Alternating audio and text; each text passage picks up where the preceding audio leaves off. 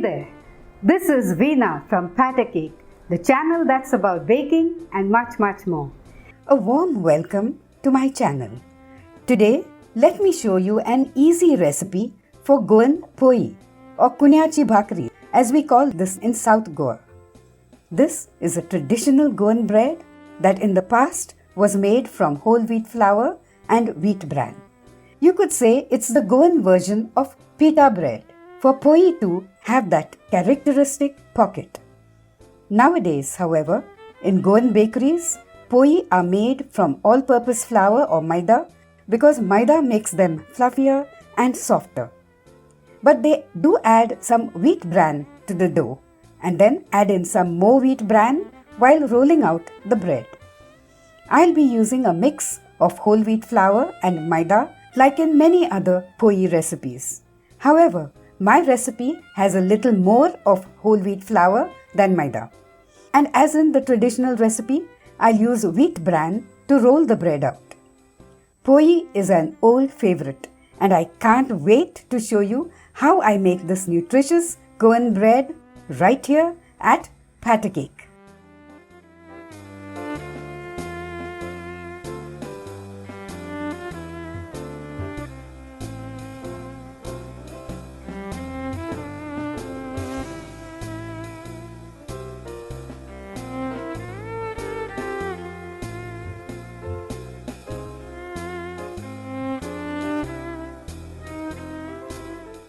We'll start by blooming the yeast.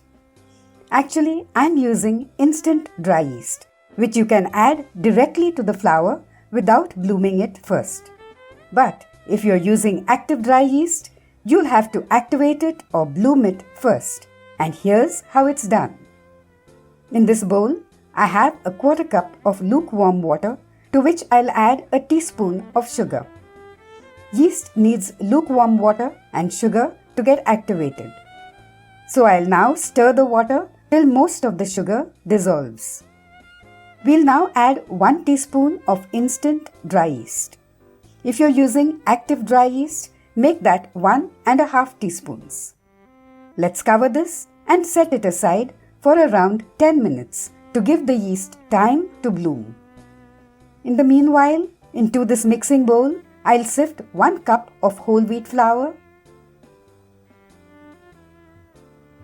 and then 3/4 of a cup of maida. Let's mix the two flours. And then add in 1 teaspoon of salt. Let's mix this in and then make a well in the center for adding our bloomed yeast.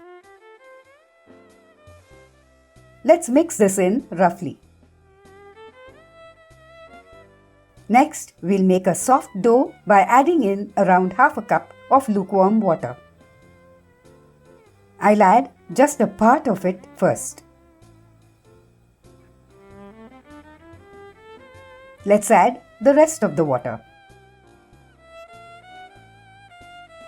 There's still a little dry flour at the bottom, so I'll add a tablespoon more of water. Now you may need a little more or a little less water to make the dough than I do. This seems just right, for we need a slightly sticky dough. At this stage, we'll add in 2 teaspoons of oil, mix it in, and then transfer the dough to a flour-dusted work surface. Now we'll have to knead it for around 4 to 5 minutes. Stretching it out and then folding it back upon itself.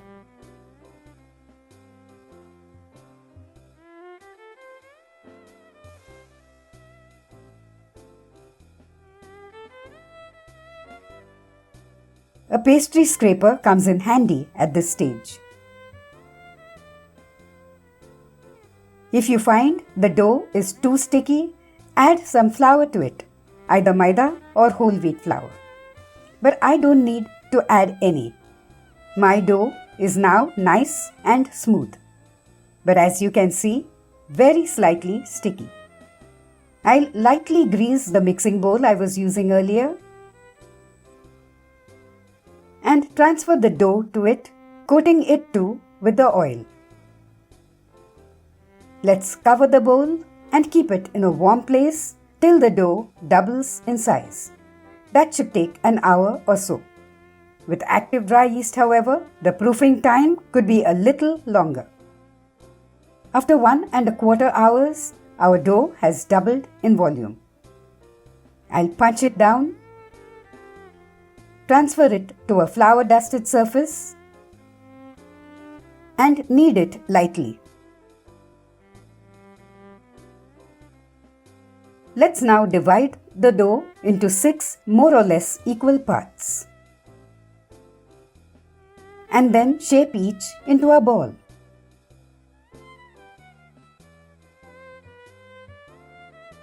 I'll keep these covered to prevent them from drying out. Here I have some wheat bran which I'll be using for rolling out each ball of dough. The dough balls have to be rolled to a diameter of around 5 inches and to an even thickness that's slightly more than that of chapatis. I'll transfer this disc to a parchment paper lined baking tray. Let's roll out another Poee disc.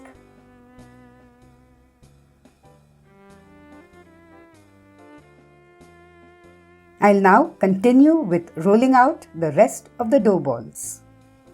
Let's cover the rolled out discs and set the 2 trays aside for the second proofing. That should take around 40 minutes. After 40 minutes, the discs have started rising slightly.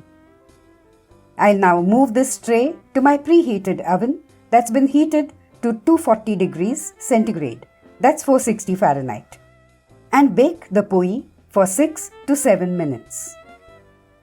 I'll bake the bread on one of the lower racks, not in the center of the oven and not on the bottommost rack either.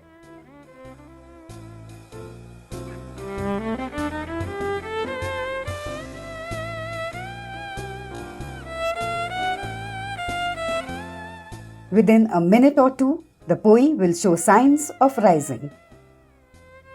By around 6 minutes, they'll be fully puffed.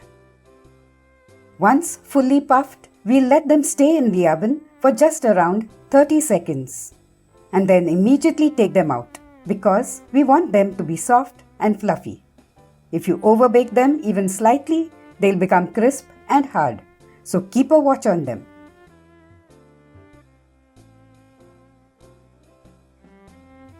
I'll now put the next tray in the oven and then show you how to bake a Poee directly on the stove top using a non-stick pan. You could also use a tawa, but it has to be very hot. Heat the pan or tawa on a medium-high flame till hot and then very carefully transfer the dough disc to the pan. After around 30 seconds, you'll see bubbles forming on the surface. At that point, flip the disc and let it bake on the other side. When it shows signs of puffing on the other side, flip it again and let it puff completely.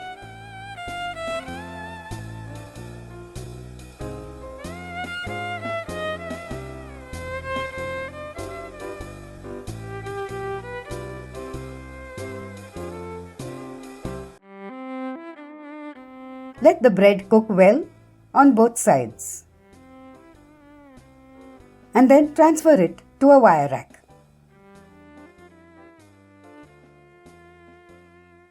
Here are all the 6 Poee we just made. Poee baked in the oven continue to stay fluffy and puffed up. But those baked on the stove top like this one tend to get deflated on cooling. They, however, retain their distinct pocket and have a softer texture. So now that you know the difference, use whatever method suits you.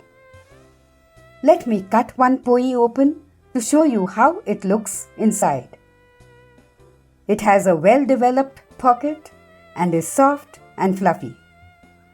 Goan Poee can be enjoyed at breakfast time or with any meal of the day. But they go especially well with meat curries. Follow the steps in this video carefully and you will find that the Goan Poee is not that difficult to make at all. Do make this nutritious bread and don't forget the feedback. If you haven't subscribed already, do subscribe and support my channel for more videos like this. Till we meet again, happy cooking!